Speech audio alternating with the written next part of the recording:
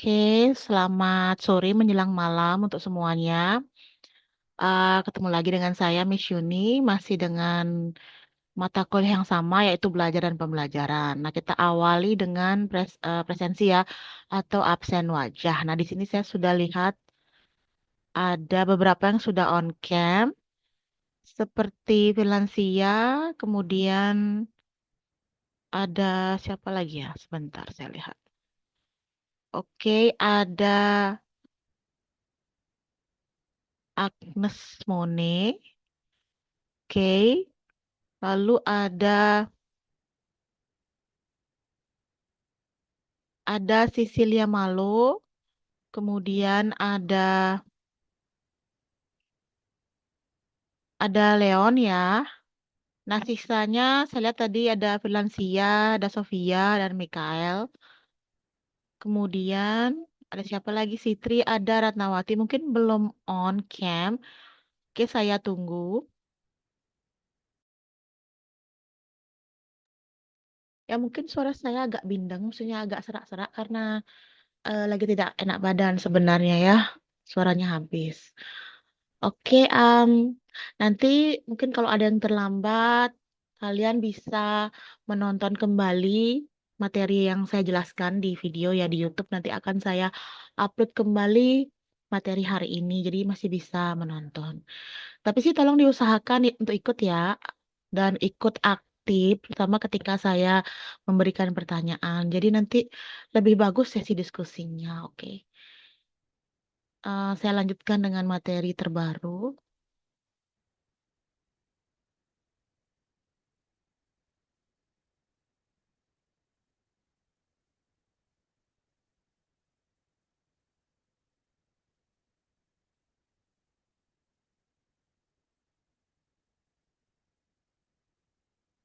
Oke, semoga terlihat di layar kalian ya. Terlihat materi ini.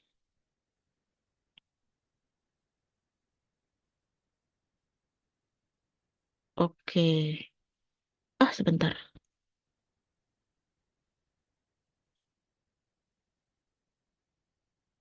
Ya, tadi kelihatannya hilang ya. Sebentar, sebentar. Saya ulang share.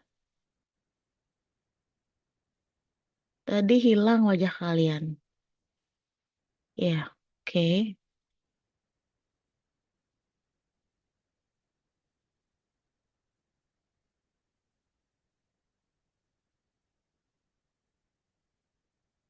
Baik, semoga terlihat ya di layar kalian. Ini sudah saya share.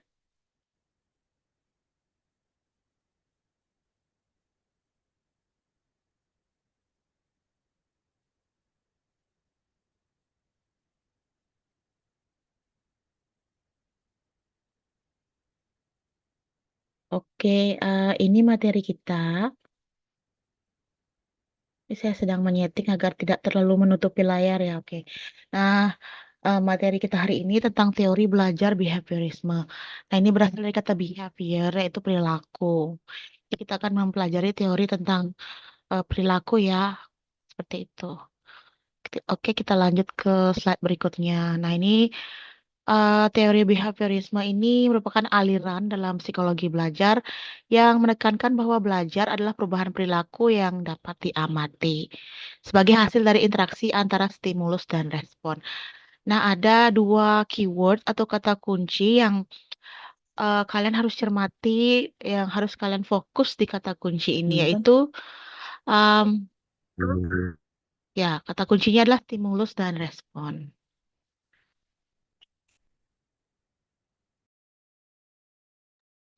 Kalian tahu stimulus? Ada yang tahu stimulus itu apa dalam bahasa Indonesia? Kemudian responnya pasti respon ya. Atau kalian tahu respon? Stimulus apa dalam bahasa Indonesia? Ada yang tahu?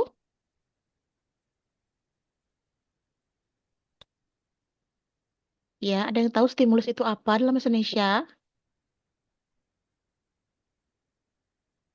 Ya, stimulus itu adalah rangsangan, kemudian respon itu respon. Bagaimana balasan dari ketika menerima rangsangan gitu ya. Itu itu respon. Jadi stimulus itu rangsangan, kemudian respon ya respon. Nah, di sini kita mulai di konsep dasarnya.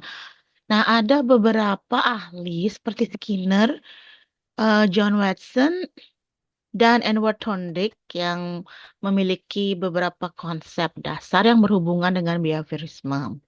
Nah, seperti dari Skinner. Kalau di Skinner ini dia menyatakan bahwa belajar adalah proses perubahan perilaku yang terjadi sebagai akibat dari penguatan atau reinforcement terhadap respon yang diberikan individu. Nah, di sini artinya perilaku yang diberi penguatan akan cenderung diulang, sedangkan yang tidak diperkuat akan menghilang. Jadinya ya perilaku itu bisa berubah jika diberikan penguatan, dikuatkan dia, diberikan reinforcement. Ya kalau nggak dikuatkan, nanti lama-lama perilaku yang tadinya sudah baik itu akan menghilang. Jadi harus terus berulang diberikan penguatan. Ya seperti ketika kita lemah, kita perlu penguatan ya. Tapi ketika penguatan itu tidak diberikan, otomatis kita menjadi lemah kembali. Nah, sedangkan dari John Watson, psikologi harus mempelajari perilaku yang tampak, bukan proses mental, karena hal tersebut dapat diukur secara objektif. Nah, di sini dibilangnya, kalau John Watson tuh bilang bahwa perilaku itu bisa di, dilihat ya, bisa dipelajari, bisa dihitung. Maksudnya diukur ya, bukan hitung ya, diukur secara objektif. Itu. Kadang kan ada tes psikologi ya, itu bisa diukur berapa, apakah kalian waras atau tidak waras. Itu ada ya, ada tes psikologi. Biasanya tes psikologi itu dipakai saat membuat surat izin mengemudi atau SIM itu ada tes psikologinya. Kadang untuk melamar pekerjaan juga ada, tergantung perusahaannya seperti itu. Nah, kemudian ada Edward Thorndike, dia di sini dia mengatakan bahwa respon yang diikuti oleh kepuasan akan diperkuat, sedangkan yang diikuti ketidakpuasan akan melemah. Nah, ketika diberikan respon, harus diberikan reinforcement atau diberi penguatan ya agar lebih yakin, lebih puas. Jadinya kalau misalnya setelah diberi respon tapi tidak ada tindakan atau tidak diberi penguatan ya pastinya akan melemah. Oke, itu dia konsepnya. Nanti kita akan sertai dengan contoh jika ada yang menarik ya. Oke, di sini ada ciri-ciri behaviorisme. Nah, behaviorisme ini aliran ya, aliran, tapi bukan aliran sesat, tapi aliran di dunia pendidikan. Nah, sekarang apa saja sih ciri-cirinya? Yang pertama pastinya fokus pada perilaku. Seperti tadi saya sampaikan kan behaviorisme itu berasal dari kata behavior, artinya perilaku. Nah, di sini perilakunya bisa diamati pastinya. Kemudian ada hubungan antara S dan R. S di sini stimulus, rangsangan, kemudian R di sini respon. Jadi itu hubungan antara kedua ini itu saling terkait ya. Kemudian ada faktor lingkungan, menganggap lingkungan sebagai faktor utama belajar. Uh, Beberapa minggu lalu juga sudah saya jelaskan lingkungan sangat penting ya. Jadi di sini juga muncul kembali kata lingkungan sebagai faktor perubahan perilaku seseorang. Kemudian ada penguatan, tadi sudah sempat saya mention yang disebut dengan reinforcement. Nah, di sini apa saja sih penguatan itu? Apa saja digunakan untuk menguatkan perilaku seseorang itu bisa dari reward. Reward itu jenis hadiah, kemudian ada juga punishment. Nah, reward diberikan ketika responnya bagus sesuai dengan rangsangan, kemudian kalau punishment ketika responnya tidak sesuai dengan yang diinginkan ya diberikan punishment seperti itu. Hukuman. Nah, hukuman di sini tidak seperti di dunia hukum ya, pasti beda karena ini kan pendidikan. Kemudian di sini mentalnya itu diabaikan, ya proses mentalnya itu diabaikan. Oke, kita lanjut. Di sini ada lagi tokoh yang namanya Ivan Pavlov yang dikenal dengan teorinya itu classical conditioning. Di sini teorinya adalah teori pengkondisian klasik melalui eksperimen pada anjing. Menurut Pavlov, belajar terjadi melalui proses asosiasi antara stimulus. Nah, coba kalian perhatikan di sini ada konsep utamanya, ada neutral stimulus, unconditioned stimulus, kemudian unconditional response, conditioned stimulus, dan conditional response. Nah, ada contohnya seperti bel sekolah ditunjukkan dengan CS. atau condition stimulus membuat siswa bersiap pulang, CR, condition response, karena sering dikaitkan dengan waktu pulang US, yaitu unconditional stimulus. Nah, kalau di sini kita bicarakan tentang anjing ya, kalau Inpan Pamplov itu eh, punya eksperimen dengan anjing. Misalnya anjing diberikan stimulus, stimulusnya berupa daging atau makanan, kemudian setelah diberikan stimulus, nanti responnya misalnya eh, pemiliknya ya atau yang punya itu minta anjingnya untuk duduk. Nah, setelah duduk baru diberikan dagingnya. Jadi diberikan rangsangan dulu berupa daging sehingga nanti anjingnya mau merespon seperti dia duduk seperti itu. Setelah duduk baru diberikan ini. Istilahnya diberikan dulu mm, rangsangan agar anjing itu dapat melakukan sesuatu.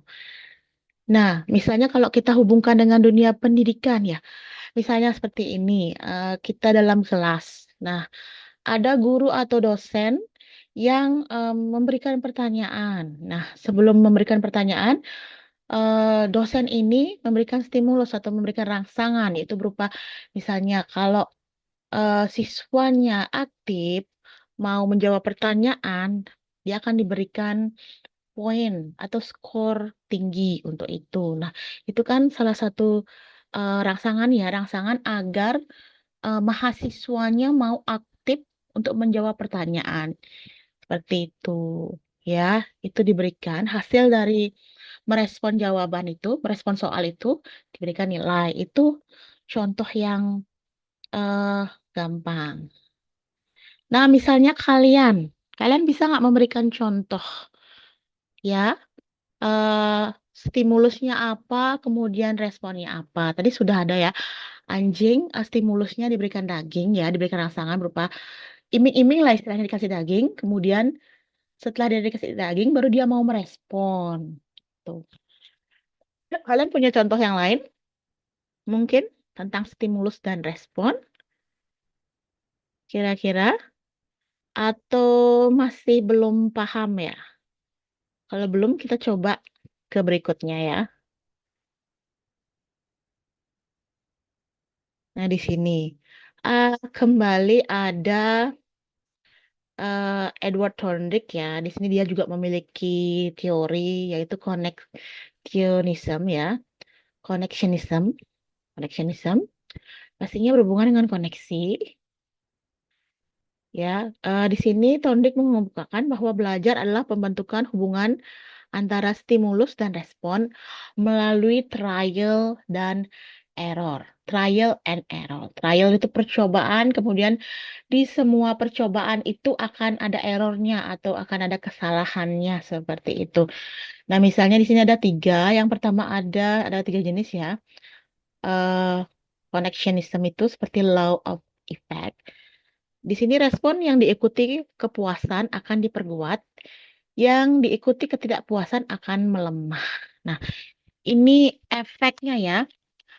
Efek dari stimulus itu, misalnya kalau responnya puas, semakin diperkuat.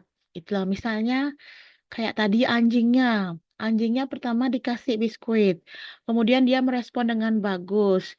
Tapi anjing di sini masih lapar dia. Kemudian dicoba lagi dengan daging, tapi responnya yang diminta lebih, kan tadi kan minta duduk kan anjingnya. Sekarang diminta untuk mengambil kayu yang dilempar itu kan lebih berat aktivitasnya. Jadi terus dicoba ya sampai puas. Seperti itu. Puas di sini artinya yang meminta itu puas. Gitu loh. Ya. Tapi misalnya jika kegiatannya atau aktivitasnya lebih berat tapi tidak disertai dengan stimulus yang bagus seperti tadi kan awalnya dikasih biskuit, kemudian dinaikkan level makanannya ke daging. Kenapa dinaikkan? Kenapa rangsangannya itu dinaikkan agar dia lebih lebih mau melakukan aktivitas berikutnya yang pastinya lebih berat. Itu dia. Tapi kalau misalnya tetap dikasih biskuit dengan aktivitas yang berat, agak sedikit lemah responnya. Agak sedikit nggak mau nurut dia karena kok dari tadi biskuit aja dikasih. Gitu. Seperti itu ya. Kemudian law of exercise. Nah, di sini kalau latihannya dilakukan berulang-ulang, maka hubungan antara stimulus dan responnya semakin kuat. Terus dilatih berkali-kali sampai hafal itu juga bisa ya. Seperti misalnya begini ya. eh Kalau misalnya kalian dulu waktu SMA ingat nggak? Mungkin ada ini ya. Ini saya bikin contoh. Ketika kalian diberikan motor oleh orang tua itu harapannya ketika diberikan motor, anaknya lebih rajin sekolah. Nah, sekarang ketika dites, ketika dikasih rangsangan dibelikan motor, kemudian ternyata tetap dia malas sekolah. Nah, berarti kan rangsangannya atau stimulusnya itu tidak tidak bereaksi ya, tidak mau bagus ya. Seperti itu, ya, seperti itu ya. Tapi kalau misalnya bagus, sudah dikasih motor, kemudian lebih rajin dia sekolah. Itu bagus, berarti stimulusnya bagus, sehingga menghasilkan respon yang bagus juga. Ya, stimulusnya diberikan motor, responnya rajin sekolah. Seperti itu. Oke, kemudian law of readiness, kesiapan individu mempengaruhi efektivitas belajar. Ya, seperti tadi, sarana, fasilitas sudah diberikan oleh orang tua, tinggal sekarang apakah individunya atau siswanya itu siap? Itu tinggal ya. Berarti ada efeknya bagaimana exercise-nya dilakukan berulang-ulang, kemudian kesiapannya juga. Nah, kalau dikasih motor, tapi dia tidak bisa memakai, ya sama aja. Fasilitas sudah bagus, tapi di sini siswanya tidak menggunakan motor yang diberikan semaksimal mungkin. Tidak digunakan ya, tidak ready dia. Oke, mungkin nanti bisa sambil jalan saya temukan contoh-contoh yang lebih istilahnya hmm, lebih mudah dipahami ya. Karena seperti biasa kalau teori itu agak sulit tanpa adanya contoh. Oke, itu dia.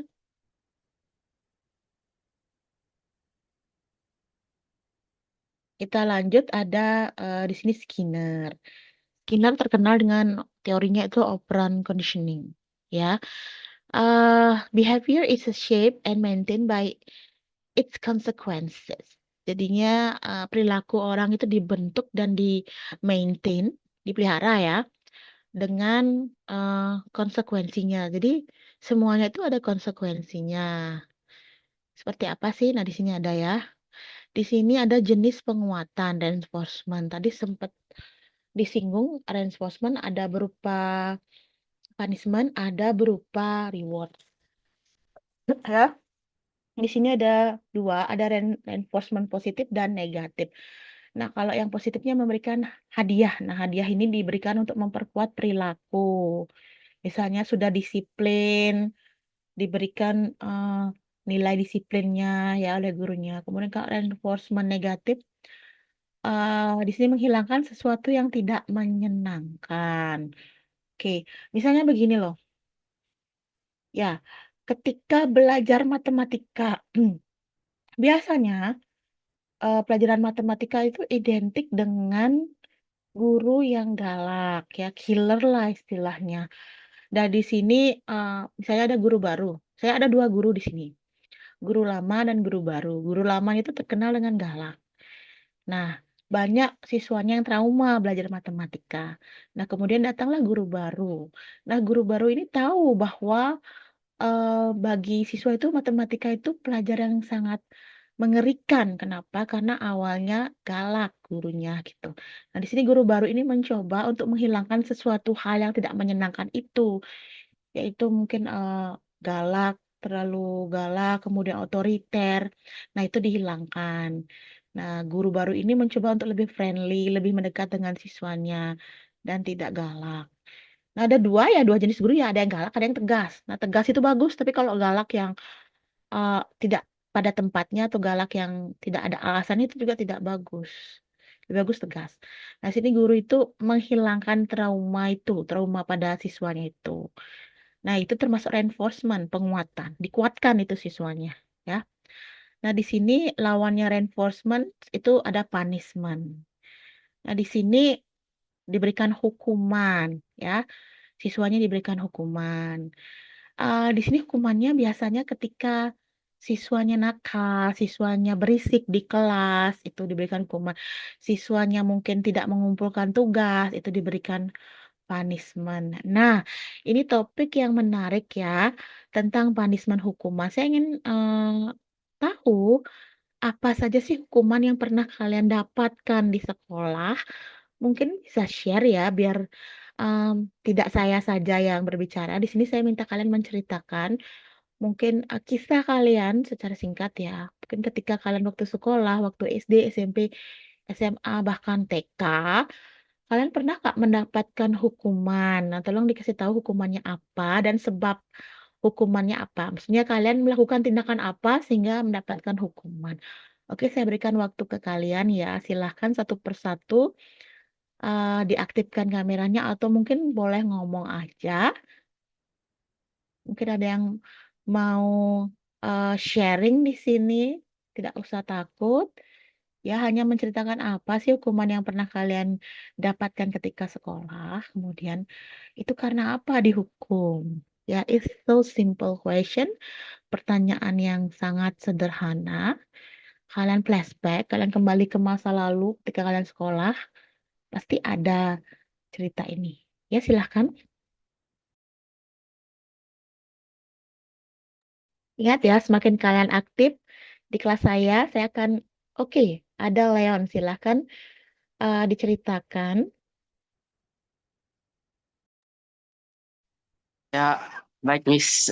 Jadi dulu pas SMP gitu karena lambat lambat datang ke sekolah gitu, dikasih punishment hukuman jalan pakai lutut 5 meter Miss karena lambat datang sekolah sama kepala sekolahnya.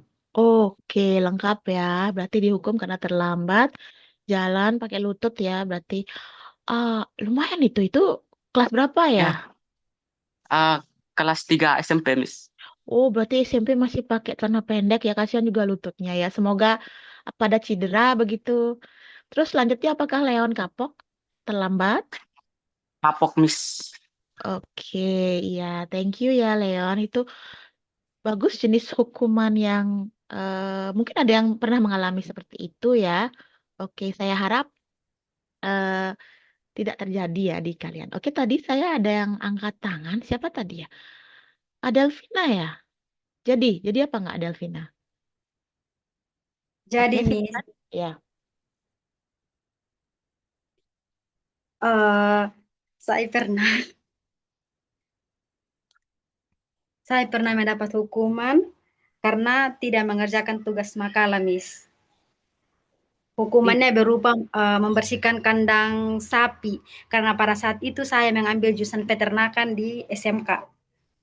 Oh begitu. Saya berpikir tadi kok ada sapi di sekolah. Ternyata memang jurusannya peternakan. Oke, oke, oke. Ya, make sense ya. Tapi memang jarang-jarang ya ada yang siswa yang disuruh membersihkan kandang. Jarang. Kalau di jurusannya kami, Miss, konsekuensinya seperti itu. Khusus jurusannya kami yang peternakan. Oke ya. Nah, ketika itu kapok nggak Delvina? Maksudnya, aduh, nggak mau dah lagi membersihkan kandang gitu. Mending ngerjain tugas gitu. Kapok, Miss. Oke ya. Itu sendiri? Berkelompok. Oh, berkelompok. Ya, setidaknya Delvina tidak malu sendiri ya. Maksudnya ada teman diajak. Nah, begitulah senangnya kalau kelompok. Kalau misalnya dihukum ya sama-sama, nggak malu ya. Oke, thank you Delvina. Ada lagi kira-kira yang Oke, pengen Miss. sharing?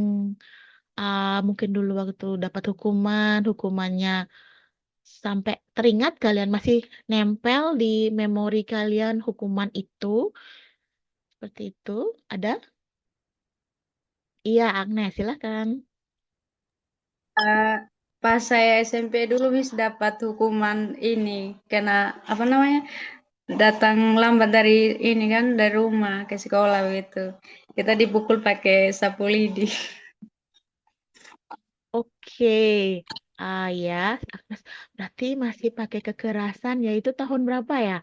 Sebenarnya sih, kalau misalnya sekarang ya, anak-anak sekarang, kalau misalnya dipukul atau diberikan kekerasan hukumannya, itu bisa langsung melapor orang tuanya pasti ke sekolah ya. Kalau misalnya waktu Agnes, kira-kira orang tuanya biasa saja ketika Agnes Moni dihukum? Atau setuju Kalau dengan gurunya? setuju, Miss, karena kita juga tidak ada orang tua yang tuntut, Miss. Oke, bagus ya. Berarti orang tuanya support atau mendukung eh, tindakan disiplin dari gurunya ya. Tapi kan Agnes nggak terluka kan, hanya sapu rasanya paling nggak begitu sakit ya. Saya pun pernah dipukul pakai sapu, tapi sama orang tua saya ya. Oke, thank you ya. Bagus ya hukumannya. Iya, ada yang kekerasan dipakai, ada yang mungkin bersih-bersih. Ya, kalau tadi dari 3 yang sudah sharing tadi, saya lihat ada 2 yang kekerasan, ada yang jalan pakai lutut, ada yang dipukul pakai sapu, dan lagi satu ada yang berhubungan dengan kebersihan, yaitu membersihkan eh, apa kandang sapi ya. Oke, oh, seperti itu. Oke, ya itu saja ya. Mungkin nanti akan ada pertanyaan lagi dari saya. Nah, kita kembali ke materinya. Oke, tadi itu betul sekali tuh punishment, hukuman, dan berbagai macam hukuman. Nanti kalian juga sebagai calon guru ya, kalian juga menyiapkan hukuman apa yang bagus, yang bisa membuat siswanya jera, tapi tidak memakai kekerasan. Kenapa? Karena sekarang anak-anak zaman sekarang ya, yang generasi Alpha ya kalau nggak salah, itu tidak bisa diberikan hukuman berupa kekerasan ya. Jangankan kekerasan. Kalau kita ngomongnya membentak, terus nadanya tinggi, itu aja dia sensitif, bisa tiba-tiba nangis ya. Seperti contoh ada mahasiswa saya yang mengajar di SMP, itu sebenarnya dia suaranya saja tinggi, nadanya keras, tapi sebenarnya tidak ada maksud memarahi atau membentak, tapi langsung siswanya nangis. Nah, itu ada problem jadinya, ada masalah sampai anaknya ini, siswanya ini melaporkan ke orang tuanya, kemudian orang tuanya datang ke sekolah dan itu heboh satu sekolah. Padahal sebenarnya tidak ada diberikan kekerasan atau apapun, hanya dimarahi, tapi mungkin nadanya terlalu tinggi, jadinya sakit hati anaknya. Seperti itu. Jadi be careful lah sekarang. Jadi kita tidak bisa memberikan kekerasan fisik. Kekerasan yang tidak fisik pun harus disesuaikan. Oke, kita lanjut ke berikutnya.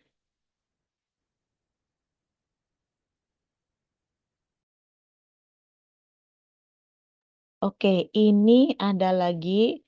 Ini teori behaviorisme klasik dari John B. Watson. Watson menekankan bahwa semua perilaku adalah hasil dari pembelajaran melalui lingkungan. Nah, di sini kalian bisa lihat di gambar sebelah ini ada anak ya, dan ini orang tua atau guru ya. Kemudian ini ada tikus. Nah, di sini eh, diberikan kondisi anak itu diperlihatkan di depannya ada tikus seperti itu. Bagaimana emosinya dilihat di sini? Apakah dia takut? Apakah dia lari? Apakah teriak? Atau apakah merasa itu lucu, pengen dipelihara? Seperti itu. Nah, di sini dikondisikan. Jadi lewat lingkungan bagaimanakah emosi mereka akan muncul seperti itu. Ini klasik sih, diberikan langsung problemnya, kemudian bagaimana siswa itu menyelesaikan, gitu. Bagaimana responnya istilahnya ya.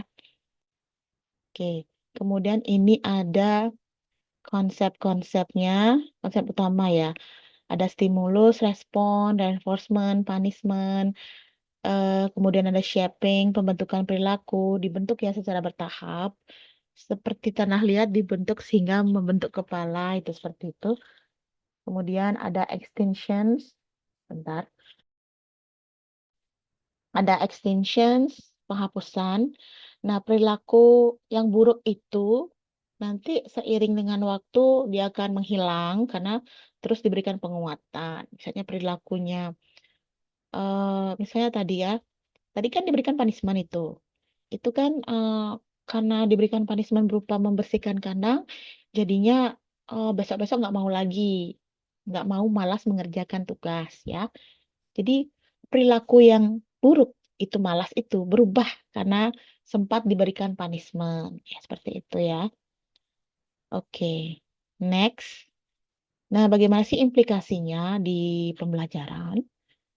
Nah, seperti yang disampaikan ya, teori ini atau teori behaviorisme ini pengaruhnya sangat besar, terutama di bidang atau di praktik pendidikan ya.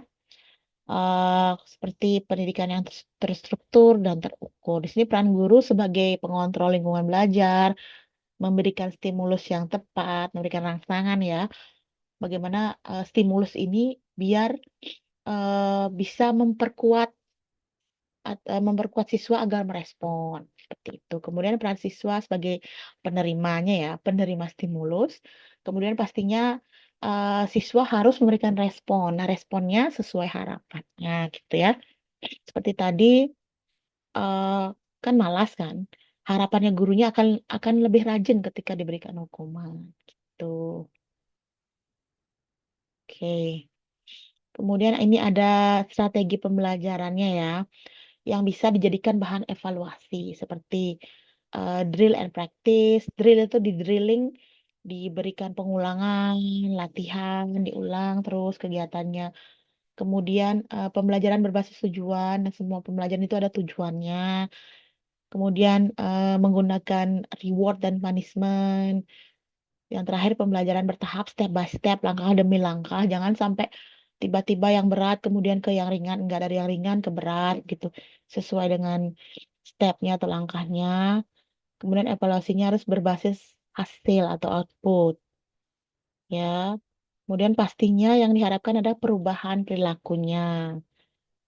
Oke, di sini ada teori dari Robert Gagne, pembelajaran efektif terjadi jika guru mampu memberikan stimulus yang jelas. Jadi jangan memberikan stimulus yang tidak jelas. Jadinya responnya amburadul juga, nggak jelas juga. Jadi sesuatu yang tidak jelas diberikan, ya pasti responnya juga tidak jelas.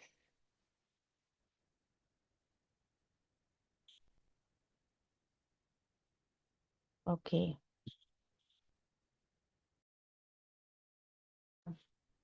Ini ada contoh kasus di kelas ya. Misalnya ini seorang guru bahasa Inggris ingin meningkatkan kemampuan kosakata siswa. Nah, guru memberikan stimulus. Nah, misalnya guru memberikan daftar kata, kemudian gurunya melatih siswanya mulai menghafal dan mengulang kosakata yang diberikan. Kemudian setelah itu siswa mendapatkan reinforcement positif jika siswa tersebut dapat menghafal dan mengulangnya dengan baik dan benar. Itu akan diberikan pujian. Nah, pujiannya biasanya bahasa Inggris ya. Kalau dari kata-kata bisa seperti good job, well done, nice catch. Itu seperti itu macam-macam ada ya. Tergantung kalian. Misalnya good girl, good boy. Seperti itu. Kemudian setelah memberikan latihan positif, eh kemudian diulang lagi latihannya, terus diulang. Sehingga hasilnya yang ingin didapat yaitu siswa termotivasi untuk belajar karena adanya reward, sehingga terjadi perubahan perilaku belajar. Nah, reward di sini kan bisa berupa kata-kata, bisa hadiah, bisa skor, tergantung. Biasanya seperti di gambar ini contohnya guru memberikan rewardnya berupa stiker emoticon atau stiker emosi ada yang emosional ya, maksudnya ada yang sorry emotion seperti ada yang ekspresinya senang, sedih seperti itu ya. Atau mungkin gurunya memberikan stiker yang lucu-lucu itu kadang ada itu sebagai reward hadiah untuk siswa atau untuk siswa yang bisa merespon dengan benar atau menjawab atau mengerjakan tugas dengan benar itu ya. Nah, di sini kita lanjut ke kelebihan dan juga kelemahan. Nah, kita awali dengan kelebihannya, kelebihan behaviorisme ini. Yang pasti mudah diterapkan ya. Kenapa? Karena langkah-langkahnya sudah terstruktur dan jelas. Jadinya ya kita sebagai guru juga gampang untuk menerapkannya. Kemudian hasilnya terukur, dapat diukur. Oke, diukurnya yang diukur adalah perilaku yang tampak, misalnya dari malas menjadi rajin, ya. seperti itu. Dari yang bekerjanya individu, sukanya menyendiri, kemudian jadi mau berkelompok, mau bersosial. Itu kan sikapnya berubah. Kemudian cocok untuk basic skill. Nah, seperti kalau kegiatan pembelajarannya berupa hafalan, latihan, atau keterampilan motorik. Nah, bagaimana dengan kelemahannya? Nah, di sini kelemahannya itu adalah mengabaikan proses kognitif. Jadi, proses kognitif itu diabaikan. Kan bisa proses kognitif itu individu. Nah, di sini diabaikan individunya itu eh, lebih ke kelompok dia, ya. Kemudian siswa cenderung pasif. Siswa cenderung pasif karena hanya berperan sebagai penerima stimulus dan pemberi respon. Ya, karena kan diberikan rangsangan, kemudian direspon. Nah, ketika tidak diberikan rangsangan, dia nggak mau merespon. Jadinya maunya kalau mendapatkan hadiah, itu baru mau dia bergerak. Kalau nggak dapat apa-apa, apa sih gunanya? Pernah nggak kalian gini? Ngapain sih kuliah gitu kan? Juga nilainya segitu-segitu aja. Nah, itu kan ada yang berpikir seperti itu. Atau mungkin berpikir, ah, ngapain ikut kuliah ini juga nggak dapat nilai bagus gitu kan ada ya. Seperti itu. Jadinya siswa itu tidak mau melakukan apa-apa kalau tidak ada stimulus, tidak ada rangsangannya, tidak ada rewardnya, tidak ada hadiahnya, itu tidak mau dia melakukan apa-apa. Kemudian kurang cocok untuk pembelajaran kreatif. Ya, kenapa seperti itu? Karena kan semua dikontrol oleh guru. Kalau gurunya tidak mau memberikan reward, otomatis siswanya juga tidak mau ngerespon dengan baik. Nah, jadinya siswa itu digerakkan berdasarkan eh, kemauan guru. Jadinya siswa itu tidak memiliki kemauan sendiri, tidak bisa explore, tidak bisa berinovasi, dan juga critical thinkingnya atau pemikiran tingkat tinggi atau pemikiran kritisnya itu tidak mau jalan karena kan selalu dikendalikan atau dikontrol oleh gurunya. Itu sih kelemahan dari behaviorisme. Bagus dia siswanya mau merespon, tapi juga ada kurangnya, tidak bisa mandiri sebagai individu. Oke. Nah, ini beberapa ringkasannya ya. Kalian nanti bisa pelajari ringkasan ini. Oke, ada tokohnya siapa? Ada Ivan Pavlov, Edward Thorndike, Skinner, Watson, dan berupa teori-teorinya tuh classical conditioning, connectionism, operant conditioning, dan juga behaviorisme klasik. Ya ya, semoga kalian paham. Tadi mungkin sedikit juga saya pertanyaannya, karena ini cenderung teori yang kuat. Kalian perlu pelajari ini sebagai seorang atau calon guru. Mungkin kalian masih berpikir untuk apa ini ya. Tapi nanti kalau kalian sudah ke sekolah, sudah mulai mengajar, kalian baru berpikir, oh begini caranya. Intinya teori behaviorisme ini berhubungan dengan perilaku, bagaimana guru atau seorang pendidik bisa merubah eh, perilaku atau behavior dari siswa dengan memberikan dia stimulus yang gunanya untuk mendapatkan respon sesuai dengan kemampuan kita. Nah, stimulusnya bisa berupa reward, bisa juga berupa reinforcement ya, berupa reinforcement atau penguatan, yang dimana reinforcement itu ada berupa reward, ada berupa punishment. Ingat ya, penguatan itu tidak selalu yang bagus-bagus, tapi bisa juga lewat hukuman atau punishment. Ya, itu sih secara singkat saya jelaskan. Oke, semoga kalian paham. Oke. Seperti biasa, saya ingin mengetahui pemahaman kalian sejauh mana kalian mengerti materi ini, ya. Tidak masalah kalau misalnya agak melenceng, maksudnya mungkin yang kalian sampaikan atau kesimpulan kalian atau apa yang kalian dengarkan itu miss atau salah, nanti saya akan memperbaiki. So, don't worry about making mistake, ya. Jadi jangan takut membuat kesalahan atau mengatakan sesuatu yang salah. Karena di sini tempatnya kita saling memperbaiki. So, we will fix each other. Ya, jadi kita akan memperbaiki tanpa saling menjudge Dan saya juga tidak akan memberikan punishment ke kalian ketika kalian melakukan kesalahan. At least kalian mencoba ya, you try ya, mencoba eh, sekuat mungkin, sekuat tenaga ya, berusaha semaksimal mungkin. Itu yang saya lihat. Saya tidak melihat siswanya pintar, siswanya bodoh, itu tidak ya, karena tidak ada siswa yang bodoh, hanya tidak mau ya. Kalian tidak mau itu ya ujungnya malas. Tapi kalau pintar atau bodoh itu tidak ada. Ada yang saya melihat yang rajin dan juga yang malas. Kalau rajin, pastinya saya akan memberikan reward berupa nilai. Oke, siapa yang akan memberikan satu kalimat ya, kalimat yang bisa kalian sampaikan atau apa yang nempel di kepala kalian dalam satu kalimat? Oke, oke Sandra, ya silahkan.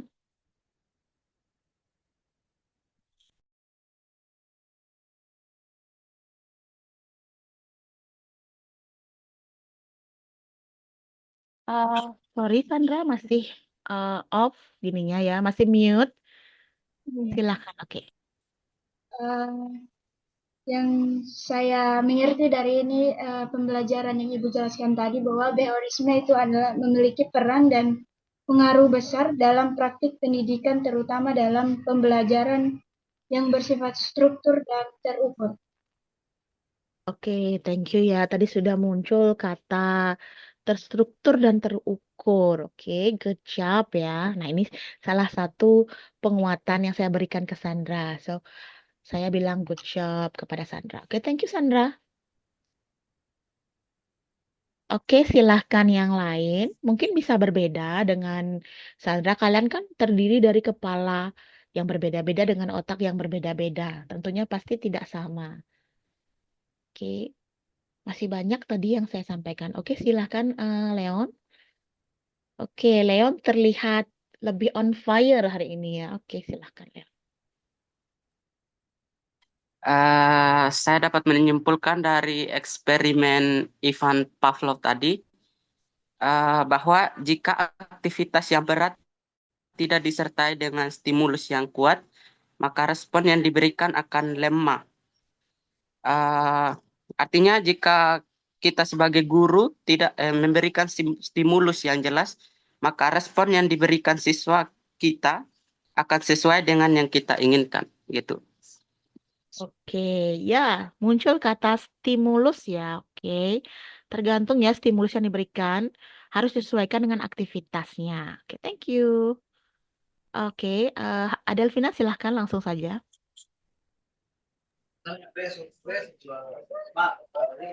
Oke, Miss. Di sini saya dapat menyimpulkan bahwa tadi kita belajar bersama-sama tentang kelebihan dari behaviorisme yang di dalamnya tercantum tentang mudah diterapkan, berarti langkah-langkahnya terstruktur dan jelas, bersama halnya dengan terorganisasi atau tersusun secara detail. Itu menurut saya dari kelebihan behaviorisme.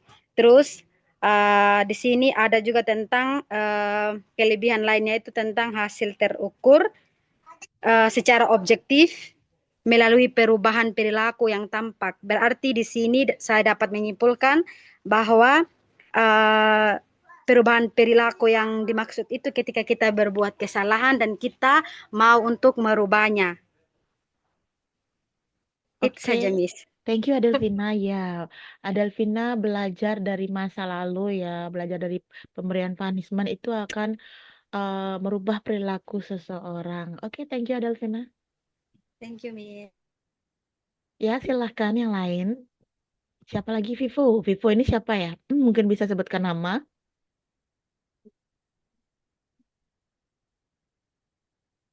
Ya, silahkan. Ayo.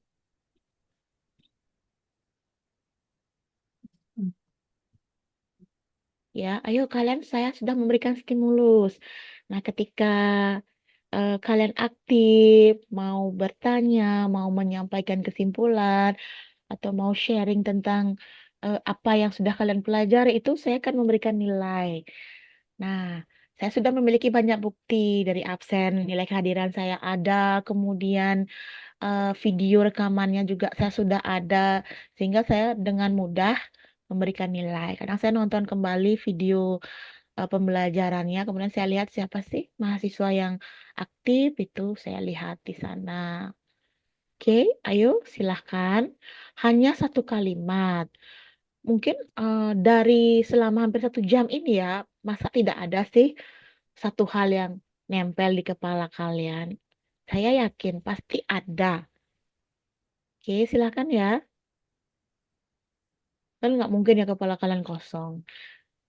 Seperti itu. Nanti kalau misalnya sepi kelasnya, berarti stimulus yang saya berikan gagal dong ya. Seperti itu ya. Ya, ayo Saya, silahkan. Ya, siapa? Langsung saja. Lansia. saya ambil dari konsep dasar behaviorisme tadi dari John B. Watson. Tentang psikologi harus mempelajari perilaku yang tampak, bukan proses mental, karena hal tersebut dapat diukur secara objektif. Oke, itu saja Lansia. Thank you. Ya. Ya, diukur secara objektif. Jangan diukur secara subjektif. Misalnya kalau kalian ketemu orang, jangan cuma melihat dari penampilannya saja. Itu subjektif ya. Tapi lihat bagaimana dia bekerja, bagaimana cara dia berpikir. Itu dilihat dari sana. Itu objektif. Bukan dilihat dari orangnya. Oke? Tapi dilihat dari apa yang ada dalam diri orang tersebut. Kalau istilahnya inner beauty-nya dia dilihat. Jangan hanya lihat dari beauty atau tampilan cantik luarnya, tapi dalamnya belum tentu. Oke, siapa lagi? Silahkan. Say something, only one sentence, hanya satu kalimat, not more than that. Kita masih punya waktu lagi 4 menit ya. Ayo, cepat. Nah, setelah ini seperti biasa nanti akan saya berikan link. Nah, link ini bisa diisi untuk semua mahasiswa baik yang datang atau hadir. Tapi saya ingin kalian jujur bahwa kalau memang kalian tidak hadir, kalian bisa mengisi sakit atau izin. Nah, kan tentu saja kalau misalnya kalian hadir, pasti ada buktinya ya, bukti fisiknya. Maksudnya bukti rekaman atau bukti tangkapan layar screenshotnya itu pasti ada. Oke, ada lagi teman kelasnya ini sepi ya. Kelasnya sepi. Ini kayak direkam ini. Terlihat. Nah, gunanya Zoom ini ya untuk merekam itu. Jadinya saya punya seperti portofolio atau eh, bukti-bukti yang bisa menguatkan saya. Saya diberikan penguatan, saya diberikan reinforcement untuk memberikan kalian nilai. Jadi kalian aktif di kelas itu kan termasuk stimulus ya yang diberikan kepada saya, sehingga saya merespon dengan baik. Responnya saya yaitu memberikan nilai yang bagus untuk kalian. Iya, oke, masih lagi 2 menit. Mungkin pikiran kalian masih loading, muter-muter di kepala, nyet, nyet, nyet, nyet, nyet gitu ya. Jadinya apa ya gitu? Ataukah kalian mungkin ada problem di luar kelas gitu kan? Saya juga tidak tahu. Itu juga salah satu hmm, stimulus ya yang membuat kalian tidak aktif di kelas saya. Gitu kan saya tidak tahu. Atau mungkin ini sudah sore belum makan malam, bisa juga duh perutnya lapar, jadinya perilakunya jadinya kurang gini ya. Istilahnya otaknya lemot lah, agak lama untuk berpikir, untuk memproses ide-ide pendapatnya itu. Oke ya, I guess mungkin kalian sudah lelah ya. Kita akhiri saja. Saya juga masih ada kelas kedua. Jadinya I think that's all for today. Thank you for joining. Terima kasih sudah mengikuti kelas saya selama hampir 1 jam ya. Semoga minggu depan kita diberikan kesehatan ya sehingga kita bisa bertemu kembali ya secara langsung. Oke, saya stop rekamannya.